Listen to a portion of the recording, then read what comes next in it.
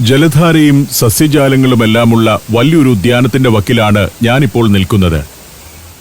ഈ ഉദ്യാനം ഒരു കെട്ടിടത്തിനുള്ളിലാണ്, ഗ്ലാസ് ഇട്ട മേൽക്കൂരയുടെ ചുവട്ടിൽ. വിശാലമായ ഉദ്യാനം തന്നെയാണിത്. ഗ്ലാസ് മൂടിയ മേൽക്കൂരയ്ക്കകം എയർ കണ്ടീഷൻ ചെയ്തു വച്ചിരിക്കുന്നു. ഈ കെട്ടിടം ഏതാണെന്ന് ഒറ്റനോട്ടത്തിൽ നിങ്ങൾക്ക് മനസ്സിലാകണമെന്നില്ല. ചിലർക്കൊക്കെ മനസ്സിലായിട്ടുണ്ടാകാം. ഉദ്യാനത്തിലേക്ക് ഇറങ്ങിച്ചെല്ലുമ്പോൾ വൃക്ഷനിബിഡമാണിവിടം. ഇതൊന്നും ആർട്ടിഫിഷ്യൽ പ്ലാന്റ്സ് അല്ല, ജീവനുള്ള യഥാർത്ഥ സസ്യങ്ങളാണ്. ഉദ്യാനത്തിനകത്തുകൂടി നടവഴികൾ, ചിലയിടത്ത് ഇരിപ്പിടങ്ങൾ, ഓർക്കിഡ് പോലുള്ള സസ്യങ്ങൾ എല്ലാം കൃത്യമായി നനച്ച് പരിപാലിച്ചൊരുക്കിയിരിക്കുന്നു. ഒരു കെട്ടിടത്തിനകത്ത് ഇങ്ങനെ സസ്യനിബിഡമായ ഒരു ഉദ്യാനം ഉണ്ടാക്കാമെന്നത് നമുക്ക് പുതുമയുള്ള കാര്യമായിരിക്കാം. ഞാനീ സഞ്ചരിക്കുന്നത് ഒരു എയർപോർട്ടിനകത്തുകൂടിയാണെന്ന് പറഞ്ഞാൽ അധികം ആരും വിശ്വസിച്ചെന്നു വരില്ല. നമ്മുടെ നാട്ടിലെ വൃത്തിയാക്കിയിട്ട ഒരു കാവിനുള്ളിലൂടെയോ കൊച്ചു വനത്തിനുള്ളിലൂടെയോ നടക്കുന്നത് പോലെയുണ്ട്. എല്ലായിടവും എപ്പോഴും വൃത്തിയാക്കിയിടാൻ ആളുണ്ട്. ഇതൊരു എയർപോർട്ടാണ്, ഖത്തറിലെ ദോഹയിലുള്ള ഹമദ് ഇന്റർനാഷണൽ എയർപോർട്ട്. കുറെ ആനശില്പങ്ങളും മുത്തുക്കുടയുമൊക്കെ നിരത്തിവെച്ചാൽ എയർപോർട്ട് അലങ്കാരമായി എന്ന് വിശ്വസിക്കുന്ന നാട്ടിൽ നിന്നാണ് ഞാൻ ഇവിടേക്ക് വന്നിരിക്കുന്നത്. ഇന്നത്തെ കാലത്ത് അത്തരം കെട്ടുകാഴ്ചകളല്ല. ഇങ്ങനെയുള്ള പച്ചപ്പിന്റെ ഗാംഭീര്യമാണ് പല എയർപോർട്ടുകളെയും വ്യത്യസ്തമാക്കുന്നത്. ഇവിടെ ചുറ്റി നടക്കാൻ അധിക സമയമില്ല. ഒരു കണക്ഷൻ ഫ്ലൈറ്റിനു വേണ്ടി വന്നതാണിവിടെ.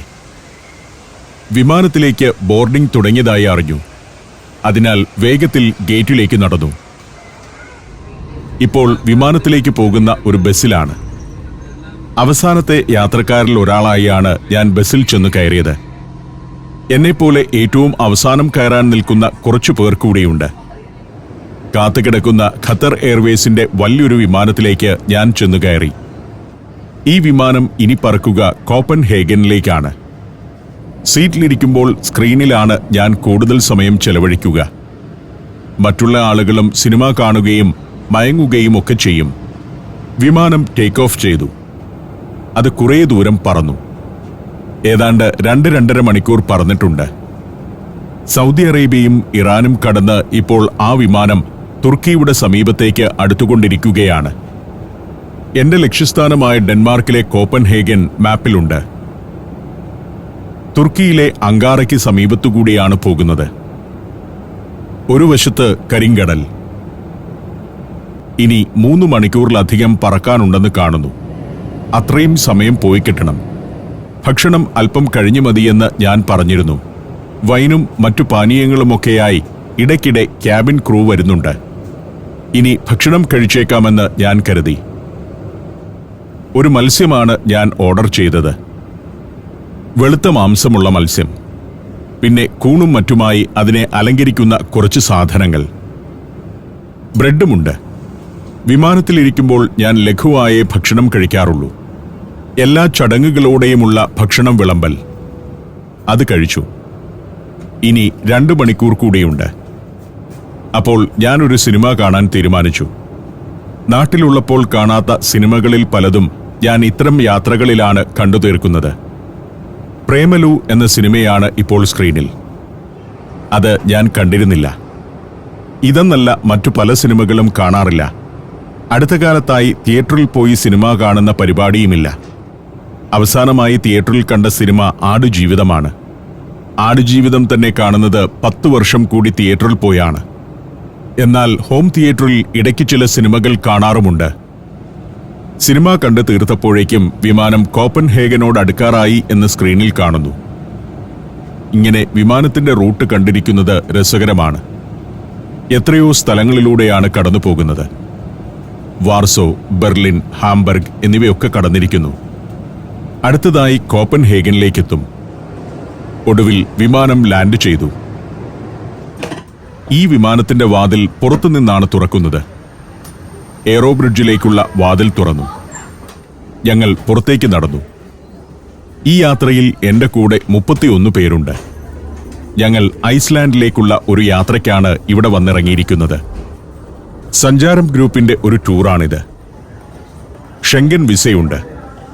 പെട്ടെന്ന് തന്നെ പ്രോസസ് എല്ലാം പൂർത്തിയാക്കി എല്ലാവരും പുറത്തിറങ്ങി. ഇവരാണ് എൻ്റെ സംഘത്തിലുള്ള മറ്റുള്ളവർ. 30 പേരും പിന്നെ ടൂർ മാനേജറും ഞാനുമടക്കം 32 പേർ. ഇമിഗ്രേഷനും മറ്റു പരിശോധനകളുമെല്ലാം പൂർത്തിയായിരിക്കുന്നു. ലഗേജ് എല്ലാം എടുത്ത് ഞങ്ങൾ എയർപോർട്ടിന് പുറത്തേക്ക് നടന്നു. ഇന്ന് ഞങ്ങൾ ഡെൻമാർക്കിലെ ഈ കോപ്പൻഹേഗൻ നഗരത്തിലാണ് താമസിക്കുന്നത്. കോപ്പൻഹേഗനിലെ കുറെ കാഴ്ചകളിലേക്ക് പോകുന്നുണ്ട്. തുടർന്ന് നാളെ ഉച്ച കഴിഞ്ഞുള്ള ഫ്ലൈറ്റിലാണ് ഐസ്ലാൻഡിലേക്ക് പോകുന്നത്. വലിയൊരു എയർപോർട്ടാണ് കോപ്പൻഹേഗനിലേത്. പല പല കവാടങ്ങൾ. അത് ഓരോന്നായി കടന്ന് പുറത്തേക്ക് നടന്നു. പുറത്ത് ഞങ്ങൾക്കുള്ള ബസ് വന്ന് നിൽക്കുന്നുണ്ടാവും. സഞ്ചാരം 1 വർഷത്തിനകം 40ഓളം ടൂറുകൾ സംഘടിപ്പിച്ചു കഴിഞ്ഞു. അതിൽ അപൂർവം ടൂറുകളിലെ ഞാൻ പങ്കെടുത്തിട്ടുള്ളൂ. ഞാൻ പങ്കെടുത്ത ടൂറുകൾ മാത്രമാണ് ഇങ്ങനെ സഞ്ചാരം പ്രോഗ്രാമിലൂടെ കാണിക്കുന്നത്. അതല്ലാതെ എല്ലാ ആഴ്ചയിലും 1-2 ടൂറുകൾ വീതം സഞ്ചാരത്തിന്റെ ആഭിമുഖ്യത്തിൽ നടക്കുന്നുണ്ട്. ഇതാണ് കോപ്പൻഹേഗൻ എയർപോർട്ടിന്റെ ടെർമിനൽ 3. കാസ്ട്രൂപ്പ് എന്ന സ്ഥലത്താണ് എയർപോർട്ട്. കോപ്പൻഹേഗൻ സിറ്റി സെന്ററിൽ നിന്നും 8 കിലോമീറ്റർ ദൂരമുണ്ട് ഇവിടേക്ക്. ഞങ്ങൾക്കുള്ള ബസ് ആ കിടക്കുന്നതാണ്. ഇന്ന് ഒരു ദിവസത്തെ യാത്രയ്ക്കുള്ള ബസ്സാണത്. എല്ലാവരും ലഗേജൊക്കെ അതിലേക്ക് വെച്ചു. ഇദ്ദേഹമാണ് ഡ്രൈവർ. യൂറോപ്പിലൂടെയുള്ള ടൂറുകൾക്ക് അല്പം വ്യത്യാസമുണ്ട്. ഇതിൽ ഗൈഡ് ഉണ്ടാകില്ല. സഞ്ചാരത്തിന്റെ ഒഫീഷ്യൽ ഗൈഡ് തന്നെയായിരിക്കും ആളുകളെ നയിക്കുക. ഞങ്ങൾ ആദ്യം ഇവിടെ നിന്നും ഹോട്ടലിലേക്ക് പോവുകയാണ്. ദീർഘയാത്രയായിരുന്നല്ലോ. ഇന്നലെ രാത്രി എല്ലാവരും വിമാനത്തിലായിരുന്നു. കൊച്ചിയിൽ നിന്ന് ഖത്തറിലേക്കുള്ള യാത്രയും അവിടെ നിന്ന് 6-7 മണിക്കൂർ പറന്ന് കോപ്പൻഹേഗനിലേക്കുള്ള യാത്രയും. എങ്കിലും ഖത്തർ എയർവേസ് പോലുള്ള മികച്ച എയർലൈൻ ആയതുകൊണ്ട് അധികം ക്ഷീണം അനുഭവപ്പെടുന്നില്ല. നല്ല സർവീസാണ് അവരുടേതെന്നതാണ് അതിനൊരു കാരണം. കുറെ പേരൊക്കെ വിമാനത്തിനകത്തിരുന്ന് നന്നായി ഉറങ്ങിയിട്ടുമുണ്ട്. നല്ല ഭക്ഷണവും ഉണ്ടായിരുന്നു. സിനിമകളുണ്ടായിരുന്നു. കാസ്ട്രൂപ്പിൽ തന്നെയുള്ള ഒരു ഹോട്ടലിലേക്കാണ് പോകുന്നത്. ഹോട്ടലിൽ ചെന്ന് കുളിച്ച് ഫ്രഷായി വീണ്ടും നഗരം കാണുന്നതിനായി ഞങ്ങൾ ഇറങ്ങും. ലഞ്ച് കഴിച്ചാണ് വിമാനത്തിൽ നിന്നും ഇറങ്ങിയത്. ഇവിടെ എത്തുമ്പോഴേക്കും ഉച്ച കഴിഞ്ഞിരുന്നുവല്ലോ. എയർപോർട്ടിൽ നിന്നും അധികം നേരത്തെ യാത്രയില്ല ഞങ്ങൾ താമസിക്കുന്ന ഹോട്ടലിലേക്ക്. ഈ ദ്വീപിന്റെ കുറെ ഭാഗമൊക്കെ വിജനമായ പ്രദേശങ്ങളാണ്. ഭാവിയിലെ വികസനത്തിനു വേണ്ടി മാറ്റിവെച്ചിരിക്കുന്നതാവാം. നേരെ മുന്നിൽ വലതുഭാഗത്ത് കാണുന്നതൊക്കെ ഹോട്ടലുകളാണ്. എയർപോർട്ടിന്റെ സമീപ പ്രദേശങ്ങളിൽ ധാരാളം 4 സ്റ്റാർ 5 സ്റ്റാർ ഹോട്ടലുകളുണ്ട്. അതിലെ വമ്പനൊരു ഹോട്ടലാണ് ഈ കാണുന്നത്. അതുപോലെ പല ഹോട്ടലുകളുണ്ട് ഇവിടെ. കൂടാതെ ഈ പ്രദേശത്തേക്ക് ജനവാസ കേന്ദ്രം വളരുന്നുമുണ്ട്. ഇവിടെ AC ഹോട്ടൽ ബെല്ല സ്കൈ എന്ന ഈ ഹോട്ടലിലാണ് ഞങ്ങൾ താമസിക്കുന്നത്. നേരെ മുന്നിൽ കാണുന്ന ആ കൂറ്റൻ ഹോട്ടൽ 4 സ്റ്റാർ ഹോട്ടലാണ്. ഇരട്ട ഗോപുരങ്ങളുമായി ആകാശം മുട്ടെ നിൽക്കുകയാണ് ഹോട്ടൽ. അതിനോടനുബന്ധിച്ച് വലിയൊരു കൺവെൻഷൻ സെന്ററും മറ്റുമുണ്ട്. 2 കൂറ്റൻ ടവറുകൾ, അവയെ ബന്ധിപ്പിച്ചുകൊണ്ട് ഒരു പാലം. ഹോട്ടലിന് മുന്നിൽ നിർത്തിയ ബസ്സിൽ നിന്ന് ഞങ്ങളെല്ലാം ഇറങ്ങി. ഇനി ലഗേജ് കളക്ട് ചെയ്യണം. ഇവിടെ നമ്മൾ തന്നെ ലഗേജ് റൂമിലേക്ക് കൊണ്ടുപോകണം. ലഗേജ് എല്ലാം കൃത്യമായി അടുക്കി വെച്ചിട്ടുണ്ട്. ഇതാണ് ഹോട്ടൽ. കണ്ടംപററി ഡാനിഷ് ശൈലിയിൽ നിർമ്മിച്ച 23 നിലകളുള്ള ഹോട്ടലാണ്. 2011 മെയ് മാസത്തിലായിരുന്നു ഈ ഹോട്ടൽ പ്രവർത്തനം ആരംഭിച്ചത്. ഇപ്പോൾ മാരിയറ്റ് ഇന്റർനാഷണൽ ആണ് ഇതിന്റെ നടത്തിപ്പുകാർ. എല്ലാവരും ബാഗൊക്കെ എടുത്ത് ഹോട്ടലിലേക്ക് ചെക്ക് ഇൻ ചെയ്യാനായി നടന്നു. തണുപ്പുകാലം തുടങ്ങിയിരിക്കുന്നു. നല്ല തണുപ്പുണ്ട്. സെപ്റ്റംബറിന്റെ അവസാന നാളുകളിലാണ് ഞങ്ങളുടെ യാത്ര. മഞ്ഞുകാലം യൂറോപ്പിൽ ആരംഭിച്ചു കഴിഞ്ഞ നാളുകളാണിത്. ചെക്ക് ഇൻ നടപടികളെല്ലാം പെട്ടെന്ന് പൂർത്തിയാക്കി. റൂം കീ എല്ലാം നേരത്തെ തന്നെ റെഡിയാക്കി വെച്ചിരുന്നു. ടവർ 2-ലാണ് എന്റെ മുറി. 1-ാം ടവറിലാണ് റിസപ്ഷൻ. ഞാൻ ടവർ 2-ലേക്ക് പോകുന്നതിനായി 2 ടവറുകൾക്കുമിടയിലുള്ള ബ്രിഡ്ജിലേക്ക് നടന്നു. ലിഫ്റ്റ് കയറി 14-ാം നിലയിലെ മുറിയിലേക്കെത്തി. സാധാരണ യൂറോപ്യൻ നഗരങ്ങളിലെ ഹോട്ടൽ മുറികൾക്ക് ഏഷ്യൻ ഹോട്ടൽ മുറികളുടെ അത്ര വലിപ്പമുണ്ടാകാറില്ല. പക്ഷേ ഇത് വലിയ മുറിയാണ്. എന്റെ മുറിയിൽ നിന്ന് നോക്കുമ്പോൾ താഴെയുള്ള കൺവെൻഷൻ സെന്റർ ഉൾപ്പെടെയുള്ള കെട്ടിടങ്ങളുടെ മേൽക്കൂരയാണ് കാണുന്നത്. അതിഗംഭീരമായ ഇൻഫ്രാസ്ട്രക്ചറും ഫെസിലിറ്റികളുമൊക്കെ. അങ്ങകലെ ദ്വീപിന്റെ വിജനമായ ഭാഗവും അതിനപ്പുറം കടലുമൊക്കെയാണ്. സമ്മർ അവധിക്കാലത്ത് USA, Scandinavia and Baltic, Japan and Korea, China and Mongolia, 5 African രാജ്യങ്ങൾ എന്നിവിടങ്ങളിലേക്ക് സഞ്ചാരത്തിനൊപ്പം സഞ്ചരിക്കാൻ ഇപ്പോൾ തന്നെ ഈ നമ്പറിലേക്ക് വിളിക്കുക അല്ലെങ്കിൽ മെസ്സേജ് അയയ്ക്കുക. Phone 7591966600. Alaska, Romania, Austria, Slovakia, Phuket 5 രാജ്യങ്ങളിൽ നിന്നുള്ള അപൂർവ സുന്ദരമായ അനേകം കാഴ്ചകൾ. ഫുൾ HDയിലുള്ള ഈ അപൂർവ ദൃശ്യയാത്രാ വിവരണ ശേഖരം സ്വന്തമാക്കാൻ 99544422 എന്ന നമ്പറിലേക്ക് സഞ്ചാരം എന്ന് SMS ചെയ്യൂ. ഒന്ന് കുളിച്ചു ഫ്രഷായി ചെറിയൊരു വിശ്രമത്തിന് ശേഷം ഞങ്ങൾ വീണ്ടും പുറത്തേക്കിറങ്ങി. ഇതേ ബസ്സിൽ തന്നെ ഇനി നഗരം കാണാൻ പോവുകയാണ്. കോപ്പൻഹേഗൻ നഗരത്തിലെ രസകരമായ കുറെ അനുഭവങ്ങളിലേക്കാണ് ഇനി പോകുന്നത്. ഇതെല്ലാം കാപ്സ്ട്രൂപ്പ് പ്രദേശമാണ്. അമാഗർ എന്ന ഒരു ദ്വീപിന്റെ ഭാഗമാണ് കാസ്ട്രൂപ്പ്. 96 ചതുരശ്ര കിലോമീറ്റർ വിസ്തൃതിയുള്ള ഒരു ദ്വീപാണ് ഇത്. യൂറോപ്പിലെ തന്നെ ആദ്യകാല അന്താരാഷ്ട്ര വിമാനത്താവളങ്ങളിലൊന്നായിരുന്നു കോപ്പൻഹേഗൻ എയർപോർട്ട്. വലതുവശത്ത് ഇക്കാണുന്നത് ഇവിടുത്തെ ഒരു മെട്രോ സ്റ്റേഷനാണ്. അതിലേക്ക് ഒരു മെട്രോ ട്രെയിൻ എത്തുന്നത് കാണാം. മറ്റൊന്ന് സ്റ്റേഷനിൽ നിന്ന് പോകുന്നു. 2 or 3 ബോഗികളുള്ള ട്രെയിനുകളാണ്. വലിയ ജനസംഖ്യയുള്ള ഒരു നഗരമൊന്നുമല്ല കോപ്പൻഹേഗൻ. 6.5 ലക്ഷമാണ് കോപ്പൻഹേഗൻ മുനിസിപ്പാലിറ്റിയിലെ ആകെ ജനസംഖ്യ. രാജാവാണ് രാഷ്ട്രത്തലവൻ. ഇപ്പോൾ നേരെ മുന്നിൽ കാണുന്നത് നോർഡിയ ബാങ്കിന്റെ ഹെഡ്ക്വാർട്ടേഴ്സ് ആണ്. ഇടതുവശത്ത് കറുത്തു നിറത്തിൽ കാണുന്നതാകട്ടെ ഇവിടുത്തെ DR കൺസേർട്ട് ഹാളും. വഴിയിൽ സൈക്കിളിൽ പോകുന്ന ധാരാളം ആളുകളെ കാണാം. സൈക്കിളുകൾക്ക് പോകാനായി പ്രത്യേകം ട്രാക്ക് തന്നെയുണ്ട്. നോർഡിയ ബാങ്കിന്റെ കെട്ടിടം ഇപ്പോൾ കുറച്ചുകൂടി വ്യക്തമായി കാണാം. മിക്ക കെട്ടിടങ്ങളും ഡാനിഷ് കണ്ടംപററി ശൈലിയിലാണ് നിർമ്മിച്ചിരിക്കുന്നത്. 2ാം ലോകമഹായുദ്ധത്തിന് ശേഷമുണ്ടായ നിർമ്മിതികളാണ് അവയിൽ മിക്കതും. നഗരത്തിന്റെ തിരക്കുകളൊന്നുമില്ലാത്ത ഭാഗങ്ങൾ. ദ്വീപിൽ പലയിടത്തും പച്ചപ്പിന്റെ ഭൂപ്രകൃതിയാണ്. ചിലയിടത്തെത്തുമ്പോൾ അപ്പാർട്ട്മെന്റുകളുടെ നിരയാണ് കാഴ്ച. അവയ്ക്കെല്ലാം വ്യത്യസ്തമായൊരു സ്വഭാവമുണ്ട്. ചുറ്റോടു ചുറ്റും വലിയ കെട്ടിടം. വീണ്ടും ചെല്ലുമ്പോൾ കോപ്പൻഹേഗൻ യൂണിവേഴ്സിറ്റിയുടെ സോണ്ടറെ ക്യാമ്പസിന് സമീപത്തേക്കെത്തുന്നു. ഡെൻമാർക്കിലെ ഏറ്റവും പഴക്കമുള്ള സർവകലാശാലയാണ് കോപ്പൻഹേഗൻ യൂണിവേഴ്സിറ്റി. അതിന് 4 ക്യാമ്പസുകളുണ്ട്. വഴിയരികിൽ പലയിടത്തും കാണുന്നത് 100 കണക്കിന് സൈക്കിളുകളാണ്. ചിലത് മറിഞ്ഞുകിടക്കുന്നു. ഈ നഗരത്തിൽ സൈക്കിൾ സർവ്വസാധാരണമായി ആളുകൾ ഉപയോഗിക്കുന്നൊരു വാഹനമാണെന്ന് മനസ്സിലായി. അവിടമെല്ലാം പിന്നിട്ട് ബസ് നീങ്ങിക്കൊണ്ടിരുന്നു. ഓറസ്റ്റാഡ്സ് ബുളവാർഡിലൂടെയാണ് ഇപ്പോൾ പോകുന്നത്. അതിലൂടെ അങ്ങനെ യാത്ര ചെയ്യുമ്പോൾ ഈ നഗരവാസികളുടെ ജീവിത നിലവാരത്തെക്കുറിച്ചാണ് ഞാൻ ചിന്തിക്കുന്നത്. ലോകത്തെ ഏറ്റവും ഉയർന്ന ജീവിത നിലവാരമുള്ള നഗരങ്ങളിൽ ഒന്നാണ് കോപ്പൻഹേഗൻ. ഏറ്റവും സന്തുഷ്ടരായ ജനം വസിക്കുന്ന രാജ്യങ്ങളിൽ ഒന്ന് എന്നതാണ് ഡെൻമാർക്കിന്റെ വിശേഷണം. സ്കാൻഡിനേവിയൻ രാജ്യങ്ങളിലൊന്നാണ് ഇത്.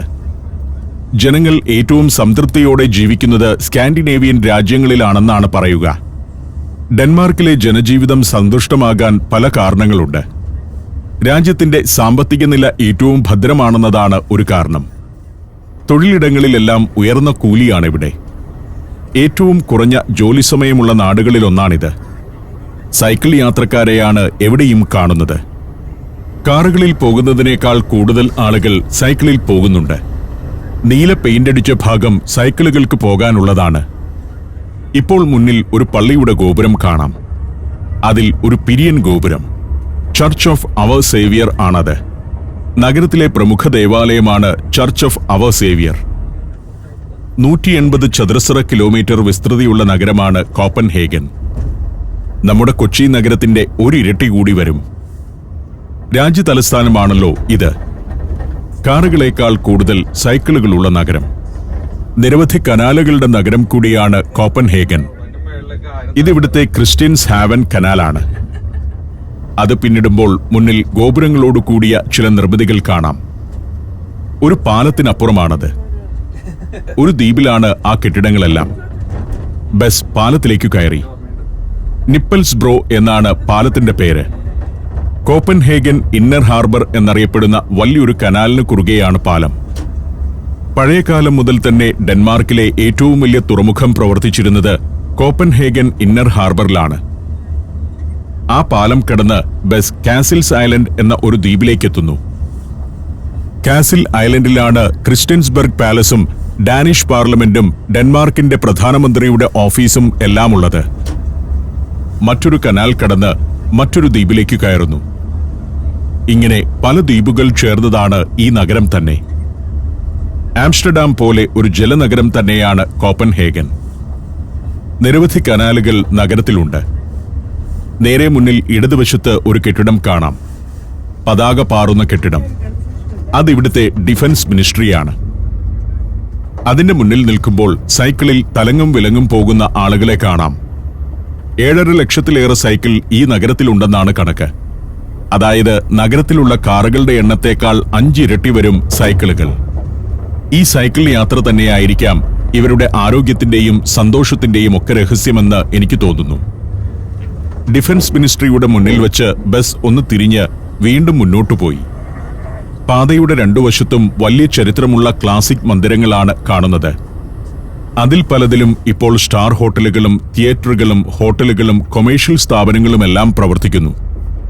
ഇക്കാണുന്നത് Royal Playhouse and the Old Stage എന്ന തിയേറ്ററാണ്. 1874 നിർമ്മിച്ച തിയേറ്ററാണത്.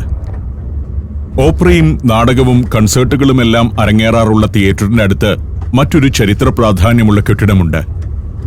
അതിനു മുന്നിൽ ഞങ്ങൾ വണ്ടിയിൽ നിന്നും ഇറങ്ങി. ചുടുകെട്ട് കൊണ്ട് നിർമ്മിച്ച വലിയൊരു കെട്ടിടം. ആർട്ട് സെന്ററാണിത്. ബസ്സിൽ നിന്നിറങ്ങിയ ഞങ്ങളെല്ലാം കുറച്ചു ദൂരം നടക്കാമെന്ന് തീരുമാനിച്ചു.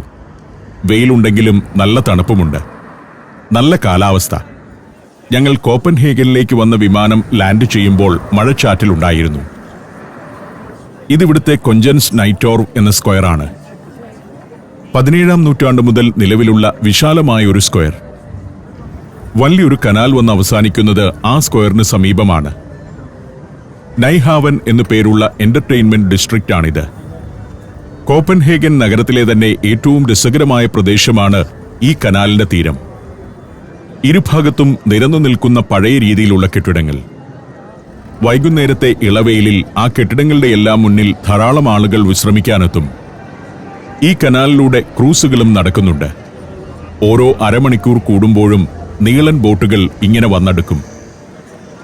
കോപ്പൻഹേഗനെ ശരിക്കും ഒന്ന് കാണണമെങ്കിൽ കനാലുകളിലൂടെയുള്ള ബോട്ട് യാത്രയാണ് ഏറ്റവും പറ്റിയ മാർഗം. അതിനാൽ ഞങ്ങളും ഒരു ബോട്ട് യാത്രയ്ക്കാണ് ഇവിടെ എത്തിയിരിക്കുന്നത്. ചരിത്രം കണ്ട മന്ദിരങ്ങൾ. ഇവിടെ നിന്നുമാണ് ബോട്ടിൽ കയറേണ്ടത്. ഞങ്ങൾ ബുക്ക് ചെയ്തിരിക്കുന്ന ബോട്ടിലേക്ക് കയറാൻ ഇനിയും അരമണിക്കൂർ സമയമുണ്ട്. അതുകൊണ്ട് ഞാൻ ഈ തീരത്തുകൂടി നൈഹാവനിലെ ജീവിതം കണ്ടുകൊണ്ടങ്ങനെ നടക്കുകയാണ്. കനാലിന്റെ രണ്ടു വശത്തുമായി പുരാതനമായ നിരവധി കെട്ടിടങ്ങളുണ്ട്. കല്ലുപതിച്ച മുറ്റമുള്ള കെട്ടിടങ്ങൾ. ആ മുറ്റത്ത് കുടകളുടെ ചുവട്ടിൽ മേശകസേരകൾ നിരത്തിയിട്ടിരിക്കുന്നു. റെസ്റ്റോറന്റുകളും ബിയർ പാർലറുകളുമെല്ലാം ഇവിടെ ഒരുങ്ങിയിരിക്കുകയാണ്. വൈകുന്നേരമാകുമ്പോഴേക്കും ഇവിടെയെല്ലാം ആളുകൾ വന്നു നിറയും. നേരം ഇപ്പോൾ 4 മണിയായിട്ടുണ്ട്.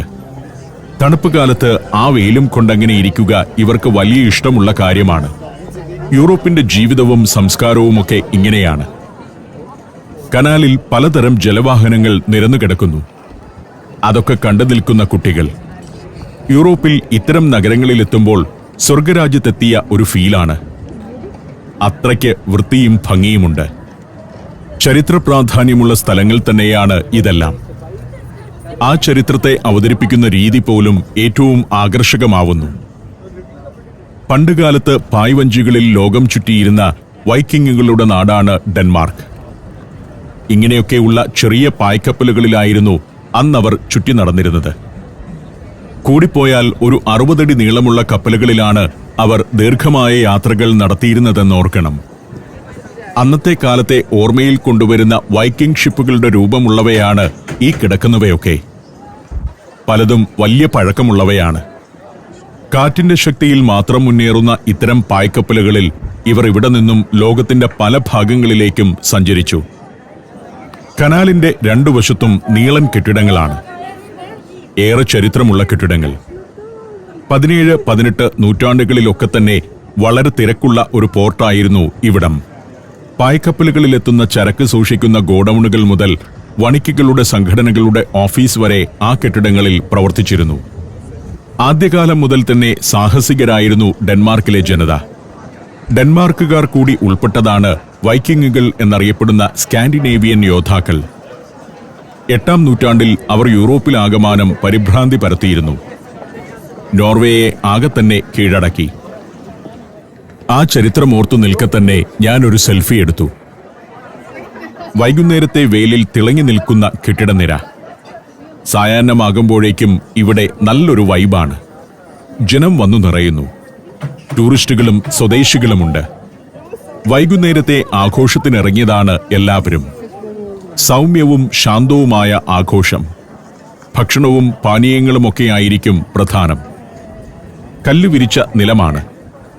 ഈ കോബിൾ സ്റ്റോൺ കാണിക്കാനല്ല ഇത് ഷൂട്ട് ചെയ്യുന്നത്, ഇവിടുത്തെ വൃത്തി കാണിക്കാനാണ്. ഇത്രയേറെ ടൂറിസ്റ്റുകളെത്തുന്ന ഈ നഗരഹൃദയത്തിലെ ഒരു തെരുവിന്റെ വൃത്തി കാണുക. അതിലൂടെ ഞാൻ അങ്ങനെ നടന്നു. ഇങ്ങനെ ഒരു വൃത്തി എന്ന് നമ്മുടെ നാട്ടിലുണ്ടാകും എന്ന ചിന്തയോടെയാണ് ഞാൻ ഇതുവഴിയുള്ള നടത്തം തുടരുന്നത്.